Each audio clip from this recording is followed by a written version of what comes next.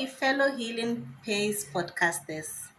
My name is Justice Kedima. I come to you once again with another exciting episode of the Healing Spade podcast. Yay! So today, amongst all the days, we're going to talk about another exciting topic, a topic that really affects young people in Ghana and globally.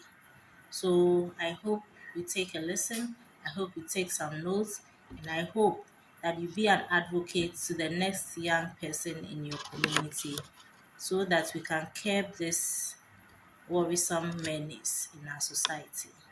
All right, so the Healing Spade podcast, we come to you with every episode concerning sexual reproductive health rights for both men and women, and to help you know about some of your health issues that is affecting society and how we can sustainably curb these health challenges so that we can have a violence free and healthy society for all.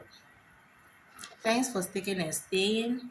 Today, we are going to talk about teenage pregnancy. What is teenage pregnancy? Teenage pregnancy is unwanted pregnancies that occur between the ages of 0 to 17-year-olds. Yes. So we know that 0-year-olds cannot give birth, but some children as early as 6 years have already started their menstruation cycle. So anybody who has started their menstruation cycle and catches pregnancy at an early age can be termed as teenage pregnancy. So, what are some of the causes of teenage pregnancy, you may ask? One of the challenges or causes of teenage pregnancy is poverty, illiteracy, lack of knowledge about sexual reproductive health rights, and curiosity. Yes. So let me tackle each cause one at a time. So poverty. Some children start trading as early as 6-year old and above to 17-year old just to cater for the needs of themselves and their family members. Some engage in hawking, trading, and sitting at the shops of their benefactors or their dependents, sorry, those they depend on. They sit at their shops for them to earn some money for their family. And when this happens, some of them come into contact with some predators who are rapists who defile young people. And so when this happens, they tend to find themselves in bed with some of these men who in the long run get them pregnant and get them out of school. So lack of education is another cause.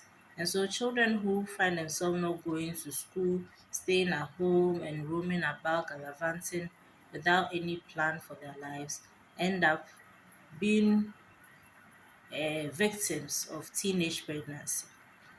Again, lack of sexual reproductive health rights information, such as what I'm sharing today, can lead to teenage pregnancy because these young people have not gotten information about their health rights, their menstrual cycles, and what have you. And so, lack of information on some of these things, they end up falling prey to predators who in turn impregnate them at an early age. Then lastly, curiosity. Peer to peer pressure can cause young people to be curious about sexual encounters and then engage in these sexual interactions and find themselves getting pregnant in the long run.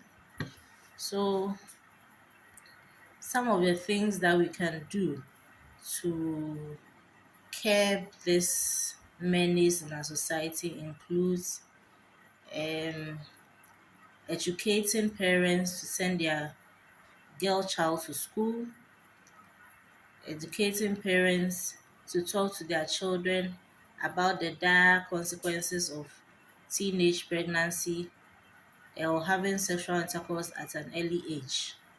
And also, this will slow down the curiosity in young people for wanting to know what sexual interactions is all about. Also, with poverty, parents who send out their children on the streets must be well informed of the people that their children are interacting with and know whatever encounters go on during these trading activities so that they will know who and where their children or these people they have sent out have been to. Once you know where they have been to and who they have engaged with, you can advise them on the needed precautions they need to take to avoid teenage pregnancy. Also, the NCCE in Ghana, the Civic Education People in Commission in Ghana, can run an advert on television and radio to educate young people on the need to abstain from sex or use condom and contraceptives during their sexual encounters, since it may be unavoidable in some communities. I believe that when they are educated nationwide, it will drum home the message in both local and formal languages such as Twi, Ga, Dagbani, Ewe, Hausa, and what have you, including English, which is the formal language of the country.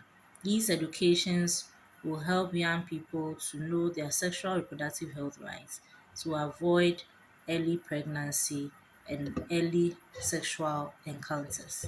I believe this short episode and this short message has reached you, and you are going to be an advocate to help curb this social menace and to help reduce the high number of teenage pregnancy that is recorded in some communities in Ghana. Thanks once again for listening to the Healing Space podcast, and it has always been your girl, Justica Enima.